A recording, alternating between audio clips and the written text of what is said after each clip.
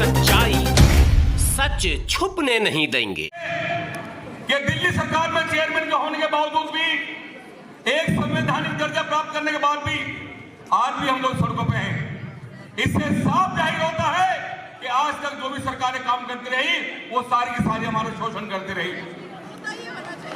बड़े दुख की बात है कि आज 6-6 महीने होते हैं डिपार्टमेंट में तनख्वाह नहीं मिलती। हमारे दिल्ली सरकार के स्कूलों में काम करने वाली जो महिलाएं हैं ये रोजाना आयोग में आकर रोती है हमारे सामने।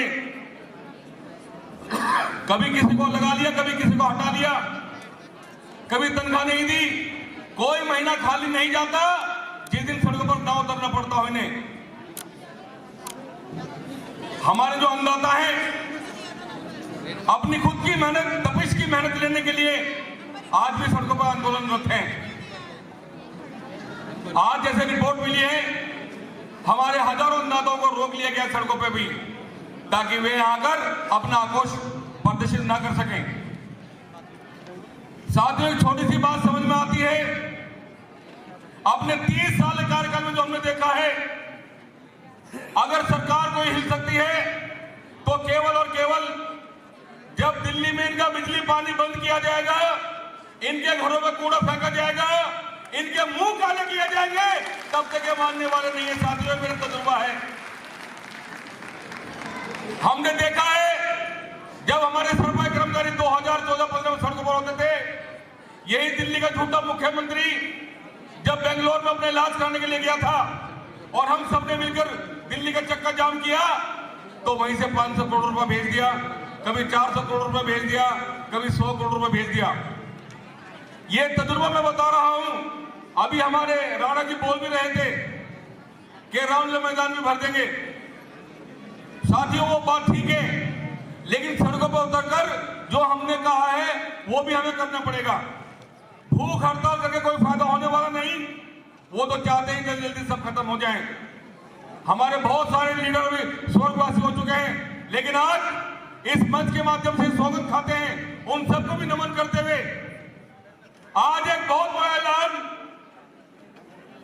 आप सबको हाजिर नजर जानते हुए हमारे पूर्व में आयोग में चेयरमैन रहे आदरणीय सन्नीलाल चावरिया जी, जिनके साथ 20-25 साल हमने काम किया, और हमारे सफाई कर्मचारी मौजूद हैं, हमारे अन्नदाता मौजूद हैं। अपनी मुखवाणी से एक ऐलान करना चाहता हूं, चाहे बेशक मैं चेयरमैन हूं, मुझे वहां के एयर कंडीशन में नहीं बैठना। अगर जल्दी समस्या का समाधान नहीं हुआ तो दिल्ली सफाई कर्मचारी आयोग के चेयरमैन पद से भी इस्तीफा देकर आप सबके सामने बैठकर इस सरकार का काला मुंह ना कर दिया तो मेरा नाम भी संजय गहलोत है। ये तभी मानेंगे आजादी में पता है, क्योंकि हमने कहावत सुनी है, लातों के भूत बातों से नहीं मानते। ये वही हमारे सफाई कर्मचारी हैं जो खुद गंदगी में रहकर गंदगी से निजात दिलाते हैं, लेकिन उन्हें भी अपने के का अधिकार नहीं मिलेगा तो इसको बर्दाश्त नहीं किया जाएगा। हमारा कर्मचारी केवल और केवल अपने खून पसीने कमाई का किया हुआ पैसा मांगता है। हमारे अन्नदाता केवल और केवल तपती धूप में पसीना बहाए वक्त का पैसा मांगता है। और जो सुना है कि मजदूर तो पसीने सूखने से पहले मिलनी चाहिए, लेकिन 6-6 महीने बीत जाते हैं। साथियों, इन सबका केवल और केवल एक ही इलाज है। और एक बात और भी नजर आती है, मैं मानता हूं कि नेताजी सुभाष चंद्र बोस ने कहा था कि तुम मुझे खून दो, मैं तुम्हें आजादी दूंगा। लेकिन साथियों, हमारा कुछ और मानना है इस मामले में। हम आपसे एक बात कहते हैं, हमें ना आपको खून चाहिए ना कुछ चाहिए। हम कहते हैं आप भागीदारी को सपोर्ट करें, हम आपको न्याय दिलाएंगे। मैं तो कहता हूं हमारा नारा होना चाहिए, हम खून नहीं मांग रहे किसी का भी, केवल और केवल आपको सहयोग चाहिए। आप हमें सहयोग दो, हम आपको न्याय दिलाएंगे। तमाम जो यहाँ लोग हैं सब समस्याओं में ग्रसित हैं और सबकी बातें हो रही है लगातार।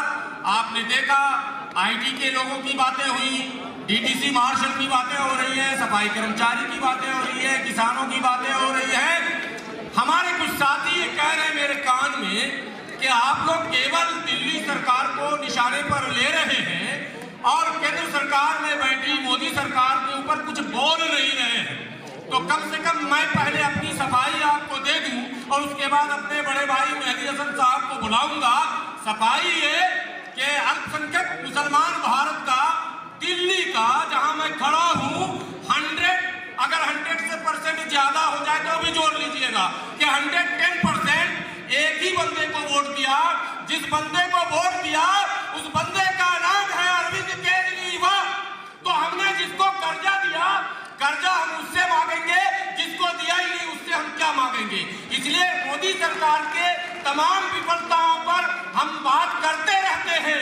आज हमारे आयोजन का मुख्य मकसद यह है कि जो सरकार पिछले 1 दशक से हमसे वादे कर रही थी, अल्पसंख्यकों से कह रही थी हम बेहतर शिक्षा देंगे, तुम्हारे बच्चे गरीब हैं पढ़ लेंगे।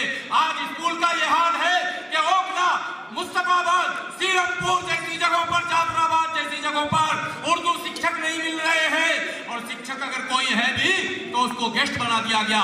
वक्फ बोर्ड की लूट दिल्ली सरकार कर रही है और चेयरमैन जेल जा रहा है। आप सबों के सामने ये तमाशा भी हो रहा है।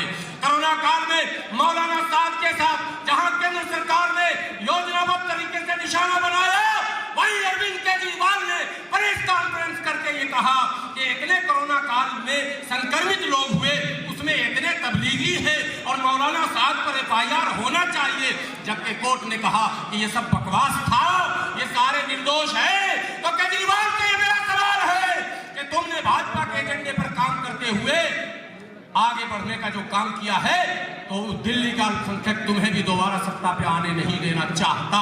या तो तुम लौटो, तुम माफी मांगो और वादा करो कि हम काम करेंगे, वरना हमारे पास अनेकों विकल्प